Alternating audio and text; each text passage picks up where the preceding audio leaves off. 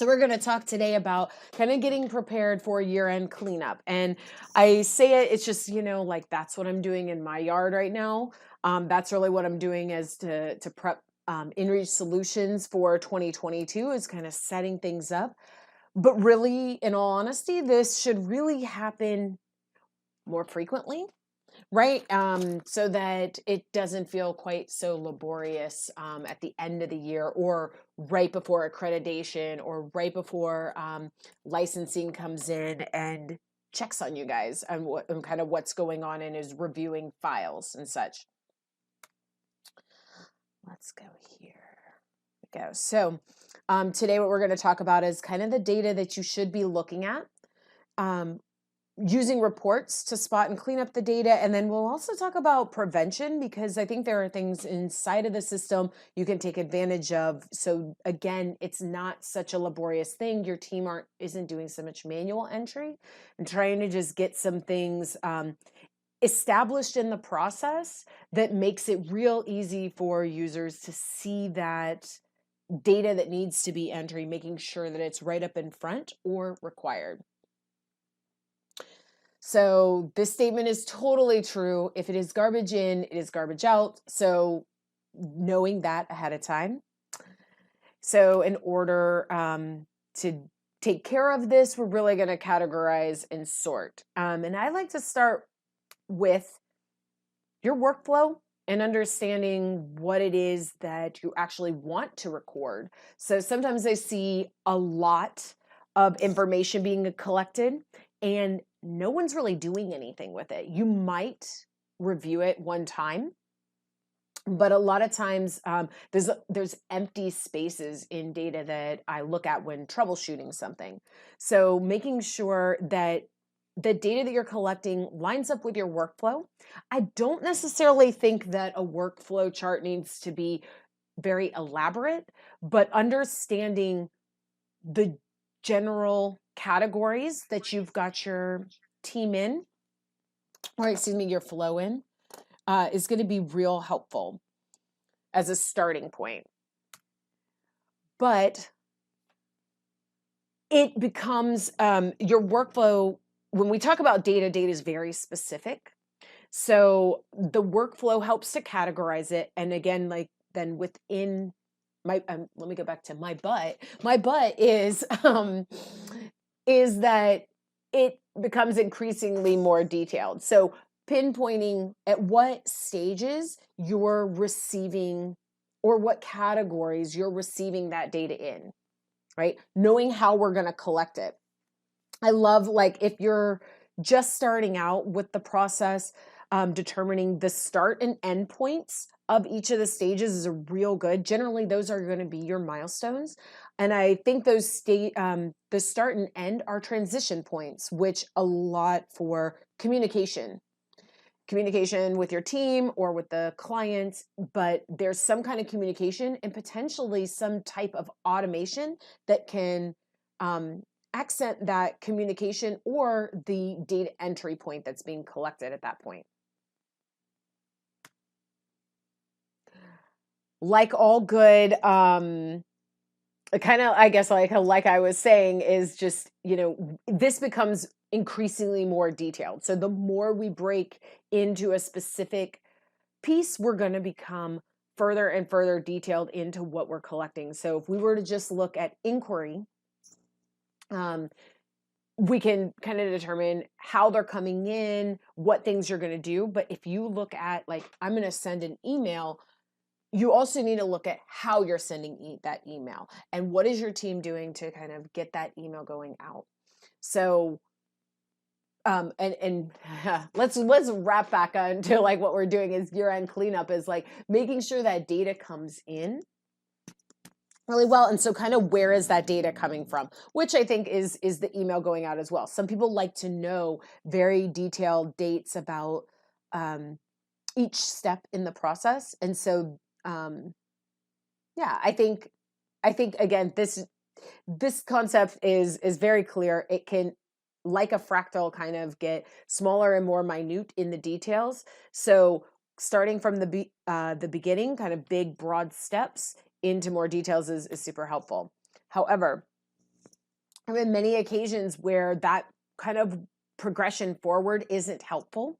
And sometimes you want to work backwards. So I'm really feeling Michael Jackson today. So we'll see some other things kind of flowing here.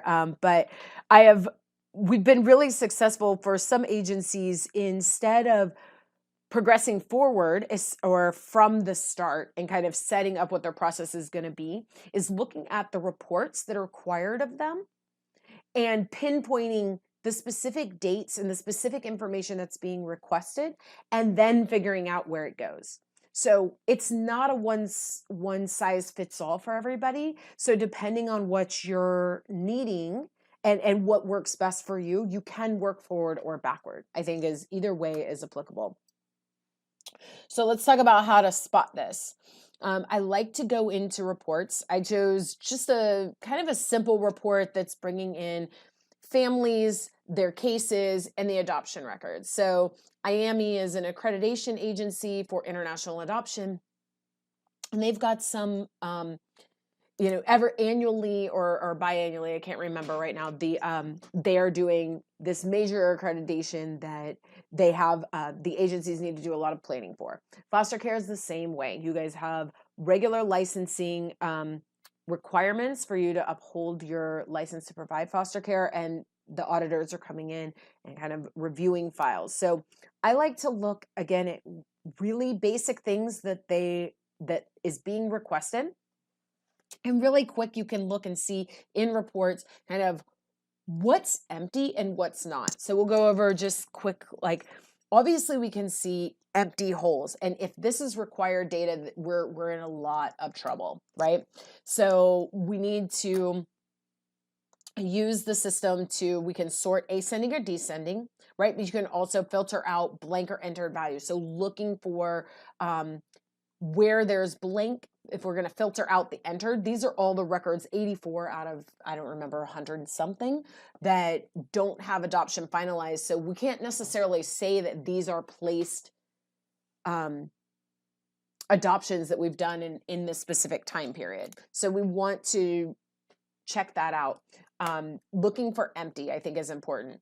I like timeline fields. I filter out entered values. Oh, excuse me, default rather. Go back to filter out blank. Looking at timelines, it might be good to sort this ascending and look to see if things make sense, right? So having a negative day doesn't make any sense. So checking on those types of situations for yourself can be a double check when you've got timelines. Again, timelines are consistent with the process piece that I talked about earlier. So knowing what the order of things are. Something I notice when I'm working in agency sites is something like placement date is somewhat a general statement.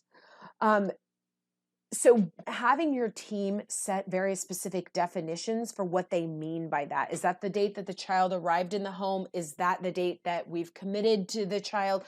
Being very clear and accurate. So again, the data integrity is upheld by your team's full understanding of how your organization defines that.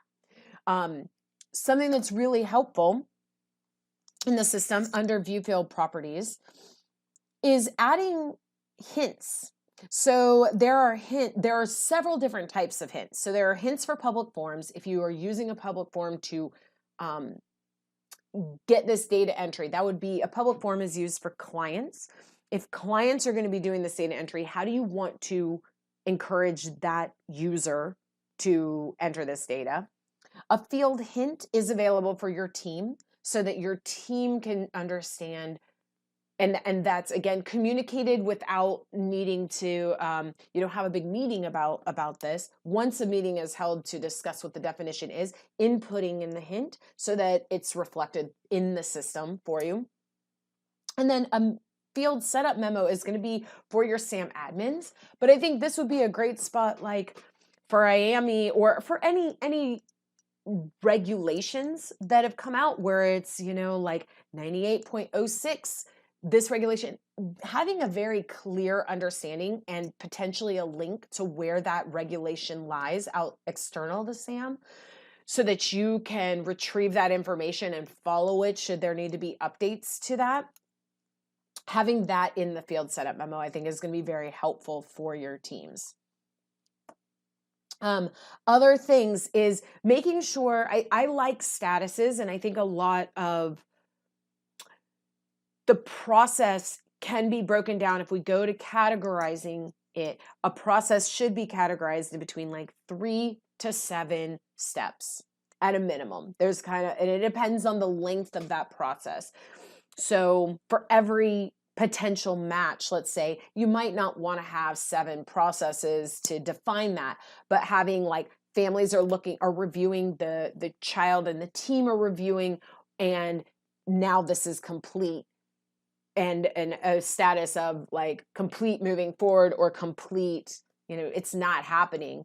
Something like that to just simplify.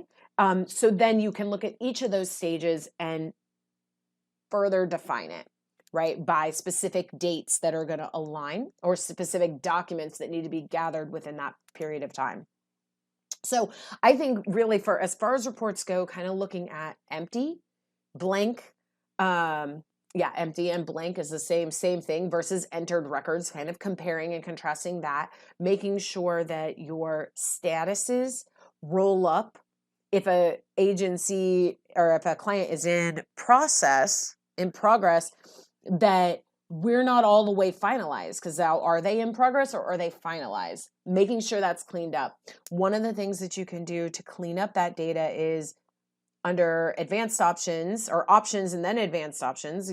Sam likes to have advanced and really advanced options, bulk updating the records and saying, at this point, the adoption status is actually complete, right? Because these all had the finalized date, they're done. And so that's a great way to clean up your data and use the tools in SAM so you're not poking one record at a time. Certainly divvying things up to the staff that are responsible for that case file is going to be helpful for you as an admin to not need to go back and do all of it. We talked about categories too, making sure once you've defined, if I jump back over here, kind of go work my way back, right in here, in these separate sections, when it's important to kind of define what major categories. I talk about like the program or demographics. What very specific demographics do you really need to know for funding for your board, so that you can figure out different ways to target, and then trying to get that information, right? Getting the referral source. So really setting out, this is what defines your electronic record. Okay, as far as reports go, I'm assuming a lot of SAM admins have joined, so reports may or may not feel comfortable, but curious if anyone has any questions on just what I've gone over so far. Cool. Explain everything so well. I do love the pictures, so I have a really good time setting these things up. So now we'll talk about prevention, right? So once data's in, it's a cleanup process. And just like cleaning your house, it's not a one-time deal. It really is something that's going to have to be done quarterly, biannually, annually, right? Like once a year, I'll probably have a similar webinar to just remind you, like, it's time to take a peek and make sure. But again, before I go to prevention, let me just be redundant and say defining things and explaining and having a clear understanding of what your electronic record is going to comprise. Most valuable pieces are going to be super important for this. Same thing, and it's going to be needed for prevention as well. Right. So when I think about prevention, I think about like, where did they come from? Right. These ghouls, we know they come out of the cemetery, but I told you I was in a Michael Jackson mood this morning. So the data is always coming from your forms. That's what SAM allows users, be it your team or external users, to enter information from, is its forms. So we've already talked about the field property screen, but I'm definitely going to go back into it. There's several ways to access it. So you can access field properties from specific forms that exist already or from reports. So I'll show it to you here. It's, again, through the field properties screen. And this screen is really important for a lot of information, but the thing that I'm going to talk about here is where is it used? And so some of these major fields, these milestones and big electronic record fields should be used fairly frequently. There's a section in this page or screen of the system that talks about what forms it's used on. So there's lots of different forms that this is used on. I kind of love how this has got lots of forms that are labeled the same. But being able to go into these, you can right click. I think if I just click it, it'll click right into the screen to access that form customizer view. The thing that I wanted to mention here for you guys is to be aware of is where this form is used. So Sam is telling you kind of the story about how users access this that you can follow backwards. These are all links to other forms that will start to show your team. If you don't know already, it'll show you how this is used. Sam is real big on memos, but you know, on a form, it doesn't actually have a memo that we can view, which I think would be really helpful here. But I think the connections here tell you exactly how it's used in the system, so you don't actually have to keep up with a memo, okay? So forms where this is used on is like in this international adopting, this adopting form, this domestic cover page. If I were to click here, this is this looks to me like an overview form, and we can continue to follow where this subform is connected to is on this domestic page. We can continue to follow the story as this is the page that if you're on the add intake form, when you press save, this SAM is going to take you to, right? So we can kind of follow through the order of things and how a user accesses these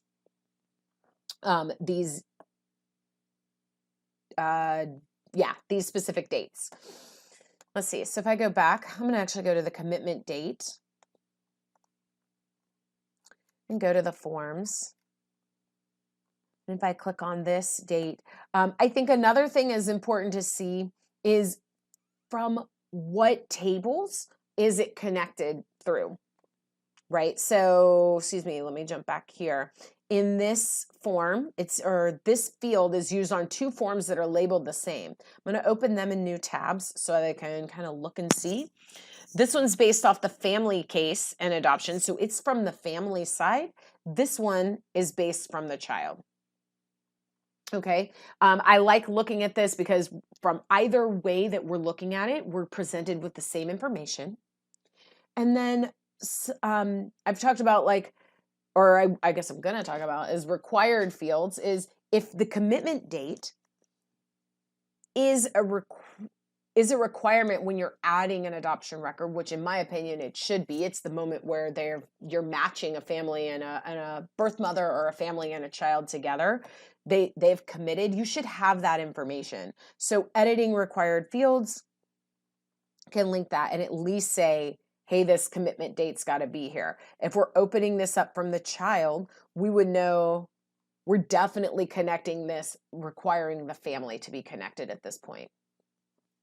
If we're going to have from the child. So this is again where it depends on your process. It depends on your programs and what you're allowing your users to do in the system. But I think this is really helpful because at a minimum we want this. We may not have placement date as of yet, but allowing the placement date to be there for historical cleanup is going to be important. Another thing that you could do at this point is have Sam do some data entry for you, okay? So we've got a status field on the adoption.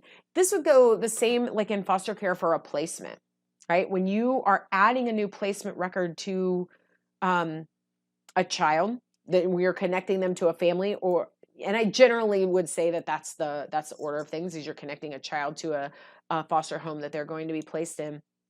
When you add the placement date, you might tell Sam that this placement is going to be active, or it's in progress, like whatever the term is that you guys like to use, as long as some other data is not being entered, you can set that. So automatically entered field values is available under advanced options right now. And you could say, this is for the adoption, that the adoption status is going to be set to in progress, right? So we're working on it. We know that we've committed, but we're not that far along with the placement dates not happen, or the child hasn't arrived home. So there's lots of other steps that would progress us, but this would help us see, and this allows us to not have to have our users enter a secondary or tertiary set of data. Okay. All kinds of things could happen here, again, depending on your process, like who's responsible. Generally, I would say if there's more than one criteria, so if there's more than one criteria, an auto action would be better. Automatically entered field values will happen every single time that form is, when you're on that form, that when you hit submit, right? The other thing to look at here that I was just kind of curious about is, we can actually change things on the child table as well. So I bet if you're on the family, you very well may have the family and case tables available. And I would bet the options here are dependent on the tables that are included on the form. And since we're probably talking with admins, under really advanced options, there's tables on form, and this is what we'll tell you, is really only the child and the adoption table are here. Okay, and so this, you could select other tables if you wanted to. Let me just double check what my other, that's kind of what I feel like as far as prevention is really good things to do. I don't think that you should exclude even the case closure. I think that there is an opportunity for, at case closure, for you to do a file review. And I think in SAM that having a multi-record table to record file reviews and audits, you could certainly automate that process, that every year we're looking for some number, right? Some random number. If the smaller your population size, the more you have to do to have higher probability. But checking in to see, so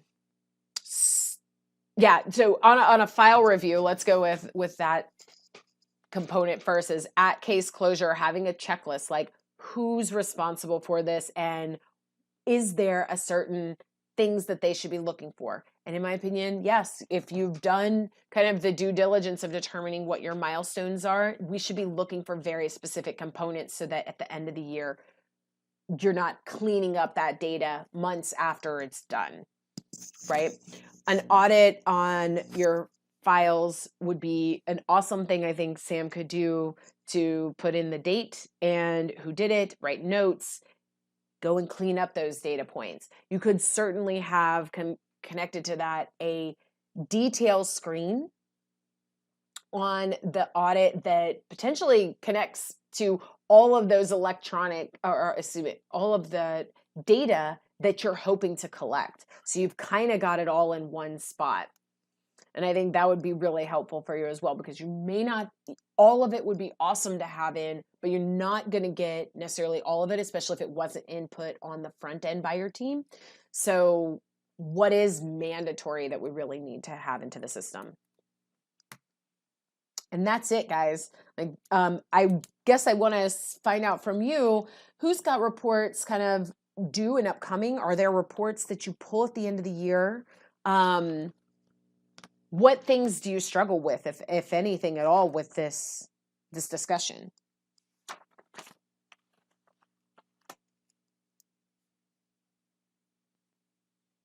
maybe I'll pull out away from Sam to see. Oh, let me just double check. I don't have you guys muted or anything. So if you want to share, I'm happy for that. If you don't, that's cool too. I will, when this is done, post the video up on our inreachsolutions.com/webinars. You can find all the other videos and webinars that we've done, all posted there. The other thing that I guess I want to mention is next month's webinar is, I might have to look. Actually, I do need to look. I 100% have to look. I don't remember where or when that is. So let's jump over here, inreachsolutions.com/events. And if it's not here yet, not yet. Under webinars, there is the next one where I think we're going to talk about communication. And this is going to be November 13th. It's a Wednesday, 10 a.m. Pacific time, same place. So I'll send out a follow-up communication with that information available for you. And I think in December, we've got another one as well, which you'll be able to see on the events page once I jump off and we send a follow-up, so you can go ahead and get those scheduled in. Anytime that you guys have questions, you're welcome to connect with us at support@inreachsolutions.com or clicking in your system the support link at the top. Should you ever need help, clicking here has got a full repository of a lot of videos and guides. And then I'm definitely always welcome for you to share what you'd like to hear more about. So a lot of the webinars are really based off client feedback. So I'm looking to you to kind of tell me what you want to hear and what you want to talk about. And certainly let me know if this was helpful. So yeah, so if there's no questions, then I hope you all have a wonderful day. Steve, I hope you feel well soon. And we will be in touch through the interwebs.